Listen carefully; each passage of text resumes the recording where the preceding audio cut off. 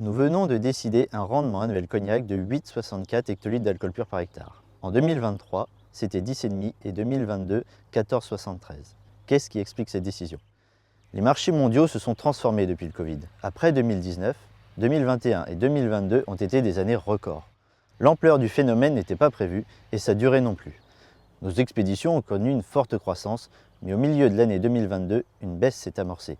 Elle fait encore sentir ses effets, malgré une stabilisation fin 2023. Cette hausse et cette baisse sont deux situations intimement liées. C'est le double effet d'un épisode économique exceptionnel lié au Covid.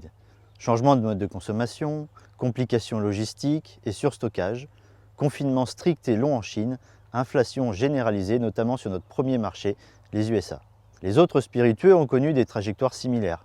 2023 a été une année de baisse pour tous au niveau mondial. Cet impact se fait encore sentir en 2024. Les tensions internationales qui perturbent l'économie mondiale ont aussi un impact très important sur nous.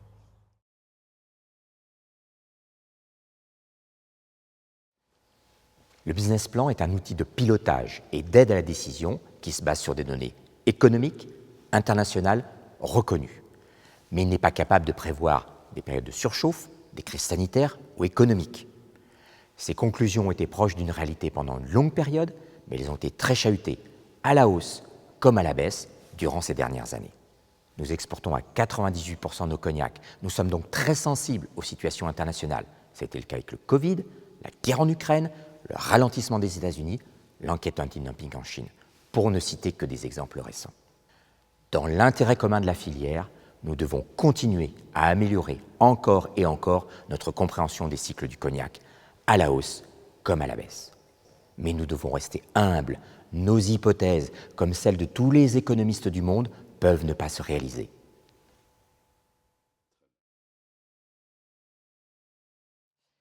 Les droits de plantation demandés et plantés au cours des dernières années ont correspondu aux hypothèses de croissance connues avant le Covid.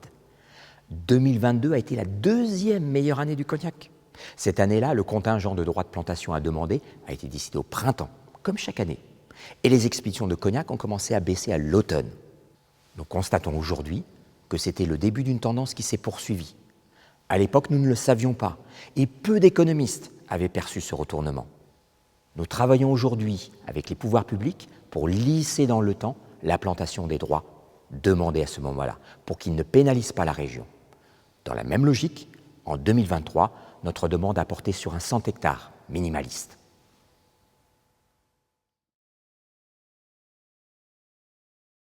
Les mois qui viennent vont être exigeants. Nous sommes mobilisés pour préparer au mieux les conditions de notre relance. Sur les marchés, les maisons investissent pour remobiliser les consommateurs. Nous nous mobilisons aussi sur les aspects géopolitiques. Le sujet est énorme et le risque très élevé pour nous. Nous travaillons activement pour qu'en Chine et aux États-Unis notamment, le cognac ne soit plus pris en otage dans le cadre de dossiers avec lesquels nous n'avons rien à voir. Nous déployons tous nos efforts pour rendre notre vignoble le plus résilient possible dans cette période d'ajustement. De façon concrète, nous travaillons avec les pouvoirs publics pour retarder sans pénalité la plantation des hectares attribués et non plantés, tout en maintenant pour plus tard les droits acquis. Nous structurons et sécurisons l'accès aux débouchés annexes, mais d'autres travaux sont aussi menés pour adapter notre potentiel de production. Le business plan restera un bel instrument de coordination et d'aide à la décision, qui permet aux familles de la viticulture et du négoce de se retrouver pour prendre ensemble des décisions compliquées autour de données objectives et partagées. Cet instrument ne nous dictera pas tout et nous gardons bien en tête qu'il est tributaire de la qualité des prévisions qu'il utilise. Nous allons continuer à l'améliorer comme nous le faisons déjà avec humilité.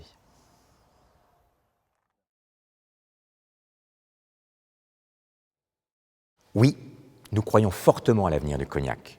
Nous devons gérer une situation difficile pour tous, dans le court terme, avec une économie mondiale troublée et sans grande visibilité. Mais les prévisions des économistes et des maisons continuent à tabler sur le développement des spiritueux haut de gamme. Le cognac doit s'inscrire dans cette dynamique.